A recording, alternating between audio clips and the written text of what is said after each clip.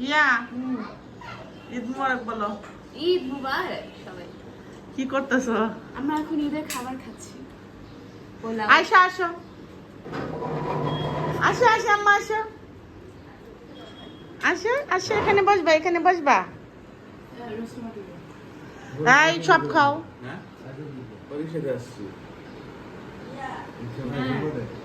Special মেহমান। Wow, আচ্ছা ঈদ মুবারক করতেছে।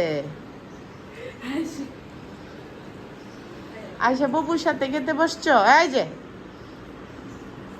আয়শা,